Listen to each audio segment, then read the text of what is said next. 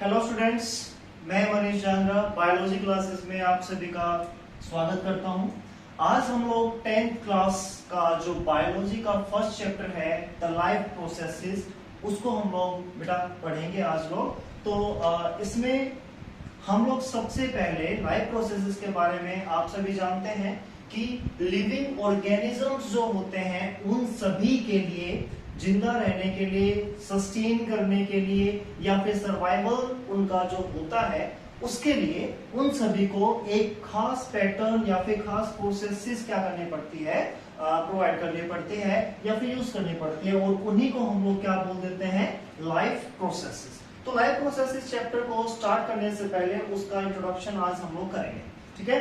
तो आप सभी ये जो नोट्स हम लोग बोलेंगे उस नोट्स के लिए आप लोग क्या करना है, अच्छे तरीके से इनको देखना है और समझना है। तो सबसे पहले हम सभी को ये पता है कि जो लिविंग ऑर्गेनिजम्स होते हैं उन सभी को जिंदा रहने के लिए सबसे पहली चीज क्या करते हैं, वो सांस लेते हैं बेटा, उनको रेस्पायर करना पड़ता है। तो नॉर्मली क्या बोला जाता है, लिविंग ऑर्गेनिजम्स को जरूरत पड़ती है किस किस चीज की बेटा, और ऑक्सीजन की, oxygen as well as water and food. जितने भी लाइफ प्रोसेसेस वो करते हैं, जिंदा रहते हैं, तो जिंदा रहने के लिए उन सभी को ऑक्सीजन, उसके साथ साथ फूड, और उसी के साथ साथ उन लोगों के जरूरत पड़ती है बेटा वाटर की, चाहे वो प्लांट्स हैं, एनिमल्स हैं या फिर कोई भी माइक्रोऑर्गेनिजम्स है। तो उन सभी को अपनी लाइफ को चलाते रहने के लिए सबसे पहले ऑक्सीजन की जरूरत पड़ती है, उसके साथ साथ पानी की और उसके साथ साथ फूड की, जो वो क्या कर सकते हैं, अपनी लाइफ को सस्टेन कर सकते हैं। सस्टेन मींस एक तरीके से अपनी लाइफ प्रोसेसेस चला सकते हैं, अपने आप को जिंदा रख सकते हैं। और आप सभी को पता है जितने भी लिविंग ऑर्गेनिजम्स होते हैं वो सभी किससे मिलकर बने होते हैं, टिश्यूज से। और टिश्यूज आपको पता है, टिश्यूज एक ग्रुप होता है किसका, सेल्स का। It is a group of cells. Okay, तो फर्स्ट जो पॉइंट है इंट्रोडक्शन में आप सभी को ये पता चल गया कि लिविंग ऑर्गेनिजम्स जो होते हैं उनको जिंदा रहने के लिए, लाइफ को सस्टेन करने के लिए उनके जो टिश्यूज होते हैं, जो ग्रुप ऑफ सेल्स बोले जाते हैं, वो उनको जरूरत पड़ती है oxygen, water as well as food. Okay, next point. Next point इसमें क्या बोला जाता है, जितने भी वेरियस प्रोसेसेस होते हैं जो उनकी लाइफ को या लाइफ प्रोसेसेस को चला सकते हैं, उसके लिए जो रिक्वायरमेंट्स होती हैं उन प्रोसेसेस को हम लोग क्या बोल देते हैं, लाइफ प्रोसेसेस। और उसके साथ वे कौन कौन से हो सकते हैं बेटा, जैसे न्यूट्रिशन हो सकता है, रेस्पिरेशन हो सकता है, एक्सक्रीशन हो सकता है, सर्कुलेशन हो सकता है। इनके बारे में आपको बता देता हूं। न्यूट्रिशन मींस वो अपना किस तरीके से खाना बनाते हैं या फिर किसी दूसरे ऑर्गेनिज्म के ऊपर सरवाइव कर सकते हैं, डिपेंड रह सकते हैं अपना खाना बनाने के। तो न्यूट्रिशन में हम लोग बोल सकते हैं कि ऑर्गेनिजम्स दो टाइप के न्यूट्रिशन को फॉलो करते हैं, जिससे वो या तो अपना खाना खुद प्रिपेयर कर सकते हैं या फिर अपना खाना बनाने के लिए वो दूसरों के ऊपर डिपेंड रह सकते हैं। फिर बात आती है बेटा रेस्पिरेशन की। Respiration means exchange of gases. देखिए आप सभी को पता है कि लिविंग ऑर्गेनिजम्स क्या करते हैं, अपने आप को जिंदा रखने के लिए सांस लेते हैं, ब्रीथ करते हैं। और जब भी जैसे ऑर्गेनिजम्स, एनिमल्स हैं, एनिमल्स क्या करते हैं, ऑक्सीजन इनहेल करते हैं, कार्बन डाइऑक्साइड एक्सहेल करते हैं। ऐसे ही उल्टा प्लांट्स क्या करते हैं, नॉर्मली बोला जाता है कि प्लांट्स कार्बन डाइऑक्साइड को क्या करेंगे, इनहेल करेंगे, और ऑक्सीजन को क्या करते हैं, एक्सहेल करते हैं। तो यही इसी टाइप का जो एक्सचेंज होता है लिविंग ऑर्गेनिज्म के बीच में गैसेस का, उन्हें हम लोग क्या बोल देते हैं, रेस्पिरेशन। और एग्जांपल में हम लोग ऑक्सीजन इनहेल करते हैं, तो ऑक्सीजन जो हम लोग इनहेल करेंगे और जो खाना हम लोग खाते हैं वो ऑक्सीजन हमारे फूड को कॉम्प्लेक्स सब्सटेंसेस से छोटे यानी कि सिंपल सब्सटेंसेस में ब्रेक डाउन कर देती है, और उस ब्रेक डाउन से हमें क्या मिलती है, एनर्जी मिलती है in the form of ATP. ATP के फॉर्म में हमें वो एनर्जी मिलेगी, और एटीपी क्या होती है, एक एनर्जी करेंसी बोली जाती है। उसी के साथ साथ ट्रांसपोर्टेशन।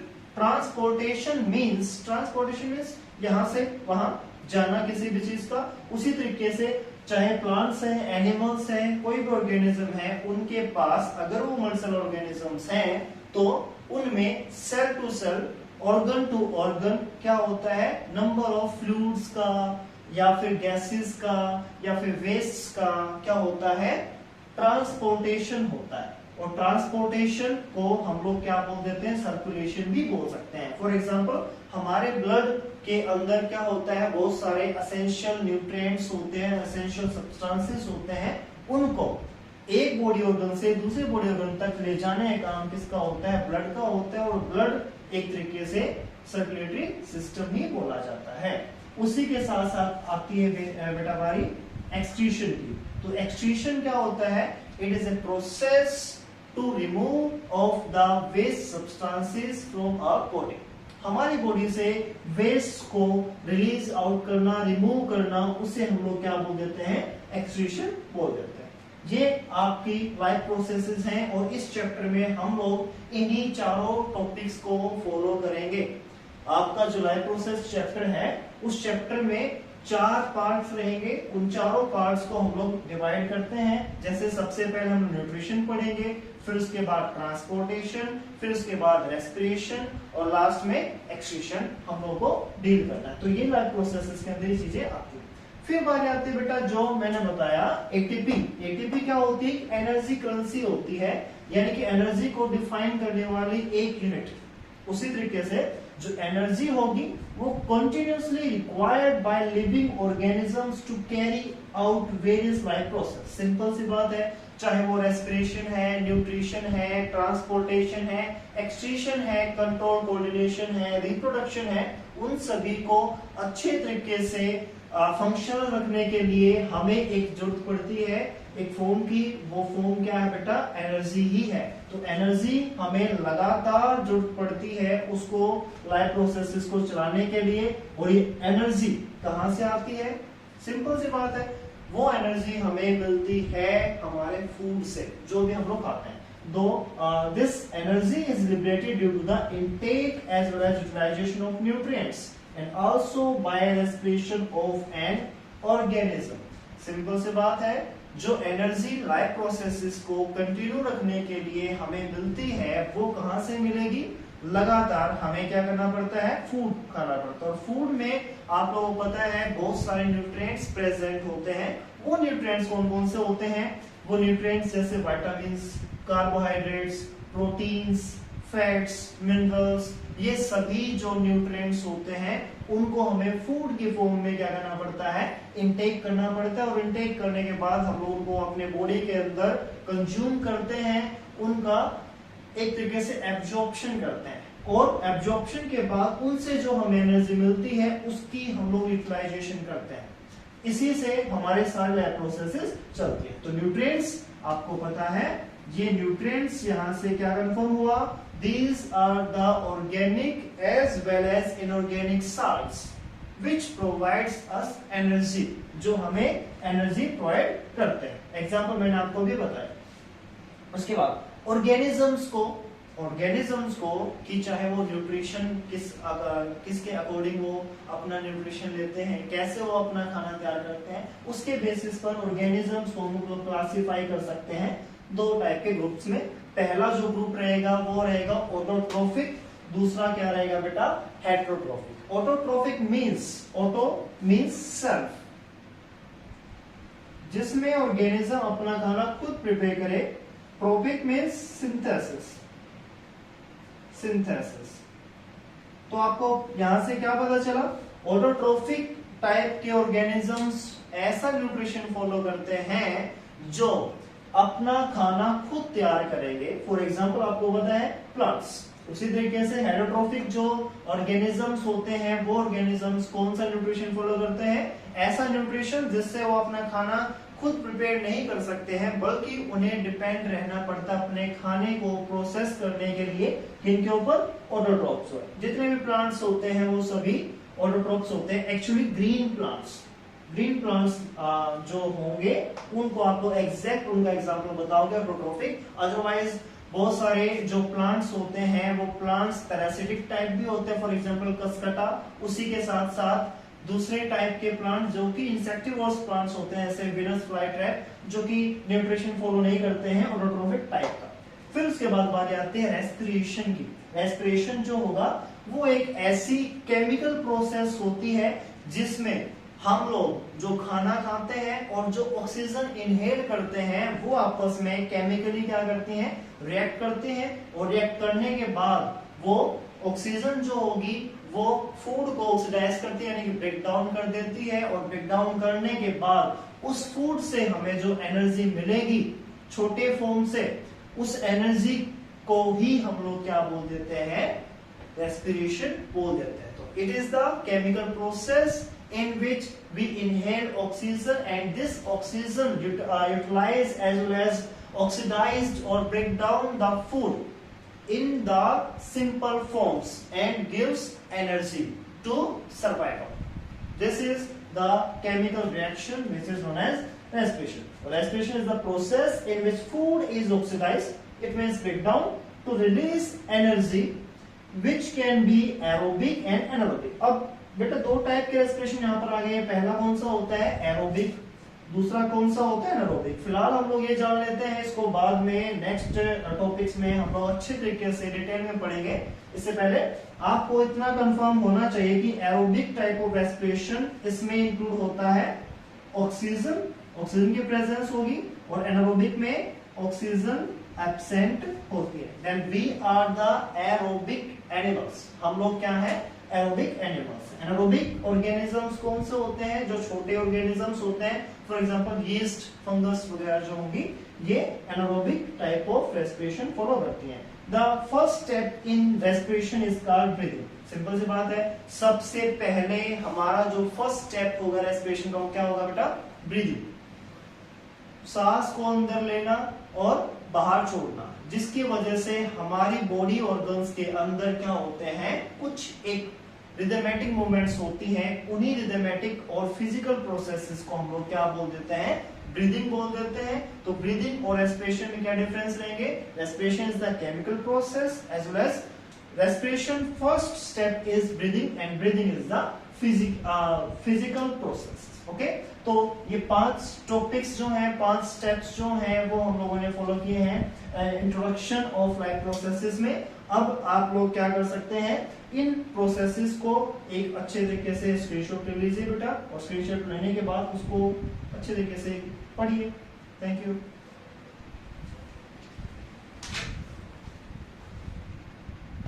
अब देखो बेटा, इंट्रोडक्शन में जो नेक्स्ट पॉइंट है वो ये बोलता है कि एनिमल्स के पास बहुत सारे ऐसे पर्टिकुलर ऑर्गन्स हैं जो अपने टाइप के एक्सक्रीटरी गैसेस को क्या करता है, सराउंडिंग से इनटेक कर सकता है और सराउंडिंग में रिलीज कर सकता है। तो ऐसे ऐसे बहुत सारे टाइप के ऑर्गन्स उन्होंने अपने आप के अंदर क्या किए, इवॉल्व किए। देखो मैं एग्जांपल बताता हूं, जैसे हम इंसानों के अंदर सबसे पहले जो रेस्पिरेटरी ऑर्गन का नाम है वो क्या बोलते हैं हम लोग, हमारे पास लंग्स प्रेजेंट है। तो लंग्स एक बैग लाइक स्ट्रक्चर होता है, बलून लाइक स्ट्रक्चर होता है, जो क्या कर सकता है, अपनी गैसेस को इनहेल कर सकता है और एक्सहेल कर सकता है, सराउंडिंग के बीच में एक्सचेंज गैसेस कर सकता है। उसके अलावा छोटे छोटे जो ऑर्गेनिजम्स होते हैं, जैसे मैं एग्जांपल लेता हूँ अर्थवॉर्म्स का, तो अर्थवॉर्म क्या करते हैं, अर्थवॉर्म के पास मॉइस्ट स्किन होती है, उस स्किन से वो क्या करते हैं, अपने सराउंडिंग से एक्सचेंज ऑफ गैसेस कर सकते हैं। फ्रॉग है, फ्रॉग के पास लंग्स भी प्रेजेंट होते हैं, उनकी टैडपोल स्टेज पर उनके पास गिल्स प्रेजेंट होते हैं, उसके साथ साथ उनके पास स्किन भी प्रेजेंट होती है। तो ऐसे ऐसे बहुत सारे ऑर्गेनिजम्स के अंदर उन्होंने डिफरेंट टाइप के ऑर्गन्स को इवॉल्व कर लिया है, किस चीज के लिए, ऑक्सीजन को अपटेक करने के लिए, ऐसे ही रिलीज करने के लिए कार्बन डाइऑक्साइड को। तो एग्जांपल आपको पता चला, हम इंसानों के अंदर लंग्स प्रेजेंट होते हैं, लंग्स के अलावा रेस्पिरेटरी गैसेस ऑर्गेनिजम्स के अंदर कौन कौन से हो सकते हैं, स्किन भी हो सकती है, उसके अलावा गिल्स भी प्रेजेंट हो सकते हैं, और कुछ इंसेक्ट्स के अंदर क्या प्रेजेंट होता है बेटा, स्पाइरेकल्स प्रेजेंट होते हैं। तो एग्जांपल मैं बता देता हूँ, जो रेस्पिरेटरी गैसेस जो होंगी उनको एक्सचेंज करने के लिए उनके पास, हमारे पास लंग्स प्रेजेंट होते हैं, स्किन प्रेजेंट होती है, उसके साथ साथ गिल्स प्रेजेंट होते हैं, और किसी इंसेक्ट्स के पास स्पाइरेकल्स भी प्रेजेंट होते हैं। तो these are the respiratory organs present inside the animals. Next point, हम इंसानों के अंदर, ह्यूमन बींग्स के अंदर जो ट्रांसपोर्ट होता है मटेरियल्स का, मटेरियल्स जैसे मैं एग्जांपल बता देता हूँ, मटेरियल्स में कुछ केमिकल्स हो सकते हैं जैसे हार्मोन्स, कुछ और एंजाइम्स प्रेजेंट हो सकते हैं, न्यूट्रिएंट्स हो सकते हैं, वेस्ट मटेरियल हो सकता है, रेस्पिरेटरी गैसेस हो सकती हैं, ठीक है। तो ये सभी जो ट्रांसपोर्ट होते हैं मटेरियल्स जैसे oxygen, carbon dioxide, food, excretory products, जैसे मैंने आपको बताया, ये सभी क्या होते हैं, सर्कुलेटरी सिस्टम के फंक्शंस बोले जाते हैं। तो सिंपल सी बात है, जो टॉपिक लाइफ प्रोसेसेस में हम लोग ट्रांसपोर्टेशन को पढ़ने वाले हैं उसी को सर्कुलेशन बोला जाता है। और सर्कुलेशन में जो भी ट्रांसपोर्ट होता है इन सभी सब्सटेंसेस का, वो सब्सटेंसेस में ट्रांसपोर्टेशन क्या बोला जाता है, एक तरीके का सर्कुलेटरी सिस्टम के अंदर उन चीजों के ट्रांसपोर्ट को हम लोग पढ़ने वाले हैं। सर्कुलेटरी सिस्टम के पास कंसिस्ट क्या क्या हो सकता है, यानी कि हम इंसानों में जो सर्कुलेटरी सिस्टम है उसमें कौन कौन सी चीजें आती हैं।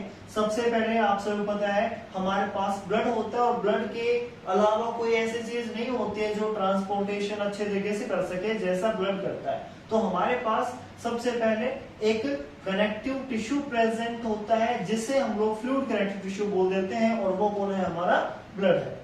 उसको ब्लड को पंप करने के लिए एक बॉडी से दूसरे बॉडी ऑर्गन तक हमारे पास एक परफेक्ट ऑर्गन प्रेजेंट होता है जिसे हम लोग क्या बोल देते हैं, हार्ट। और हार्ट के जरिए ब्लड को पंप करने के लिए नेटवर्क ऑफ ब्लड वेसल्स हमारे पास प्रेजेंट होती हैं, और वो ब्लड वेसल जैसे आर्टरीज होती हैं, वेन्स होती हैं, कैपिलरीज होती हैं, ये ट्रांसपोर्टेशन में हेल्प करती हैं नंबर ऑफ पार्टिकल्स को या फिर सब्सटेंसेस को। ऐसे ही हम एनिमल्स के अलावा प्लांट्स जो होते हैं, प्लांट्स बेटा हायर प्लांट्स जिनको हम लोग बोल देते हैं एंजियोस्पर्म, जिनकी हाइट बहुत बड़ी होती है और उनके पास फ्रूट्स, फ्लावर्स वगैरह प्रेजेंट होते हैं। तो हायर प्लांट्स में जो ट्रांसपोर्ट होता है किस चीज का, देखो कंडक्शन होता है उनके अंदर वाटर का, मिनरल्स का, एज वेल एज फूड का। तो इन फूड को, वाटर को और मिनरल्स को पहुंचाने के लिए इनके पास सर्कुलेटरी सिस्टम नहीं होता है, परफेक्ट सर्कुलेटरी सिस्टम नहीं, जैसे हमारे पास हार्ट है,